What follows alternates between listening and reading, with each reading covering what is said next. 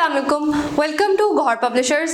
Our slogan is that we are redefining the geography of education through digital resources for conceptual learning. I am Noor Ahmed and I will be teaching you computer science for grade 8. Dear students, ये lecture भी हमारा basically हमारे unit number 3 Microsoft Excel के related है।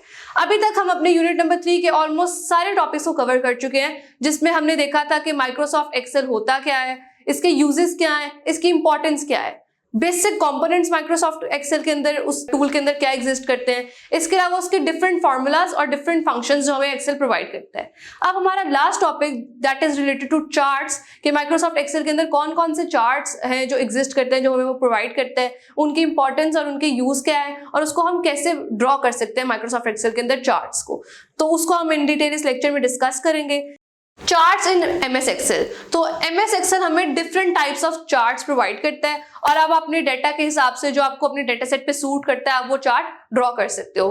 कुछ charts जो Excel provide करता है वो है line chart, pie chart, stock chart, column chart, bar chart, bubble chart, surface chart and combo chart. अब लाइन चार्ट क्या होता है? ये बेसिकली आपको ट्रेंड शो करता है ओवर द टाइम। इसमें डेटा पॉइंट्स कनेक्टेड होते हैं, ये कॉन्टिन्यूस डेटा पे बनाया जाता है। ये आप एग्जांपल देख सकते हैं नाइस लाइन चार्ट की। देन आपके पास पाई चार्ट होता है जो डेटा को डिस्प्ले करता है as a slices of circle. So इस तरह आपको पाई चार्ट की फॉर्म में, सर्कल की फॉर्म में आपको पता चल जाएगा कि इस चीज का इतना डाटा है, इस चीज का इतना डाटा है।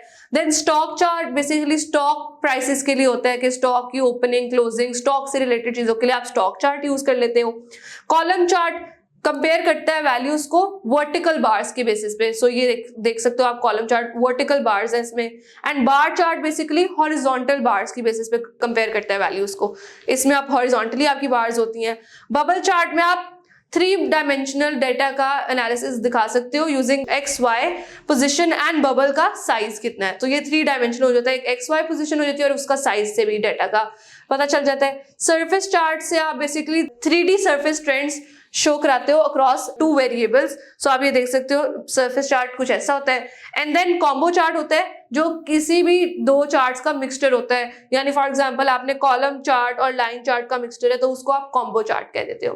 अब आप एग्जैक्टली एक्सेल में चार्ट्स ड्रॉ कैसे कर सकते हो उसके स्टेप्स हम देखते हैं। सो अगर आपने एक्सेल में चार्ट बनाना है तो उसका पहला स्टेप ये है कि आपने वो डेटा को सिलेक्ट करना है जिसके ऊपर आपने चार्ट जनरेट करना है, यानी वो सारे सेल्स, वो सारी वैल्यूज जिनके बेसिस पे चार्ट बनाना है उनको आपने सिलेक्ट कर लेना है। सेकेंड चीज ये है कि आपने एक्सेल के ऊपर जो आपका टैब्स होते हैं उसमें आपने इंसर्ट के टैब पे जाना है। जब आप इंसर्ट के टैब पे क्लिक करोगे तो आपको डिफरेंट चार्ट्स की ऑप्शन आ जाएंगी, वहां से आपने अपने लिए रेलेवेंट चार्ट सिलेक्ट कर लेना है। और अगर आप चाहो तो आप रिकमेंडेड चार्ट पे क्लिक करोगे तो एक्सेल जो खुद आपको डेटा के हिसाब से रिकमेंड करता है चार्ट, वो आपको खुद से अपनी तरफ से भी रिकमेंड कर सकता है और इसके अलावा आप अपनी मर्जी से भी कोई भी चार्ट सिलेक्ट कर सकते हो।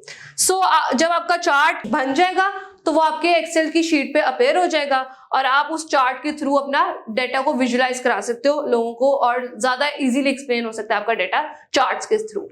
सो dear students, that was all about this lecture. इस लेक्चर में हमने एक्सेल के अंदर जो डिफरेंट चार्ट्स एग्जिस्ट करते हैं उनके बारे में देखा और उनको कैसे बना सकते हो आप उसको इन डिटेल डिस्कस किया।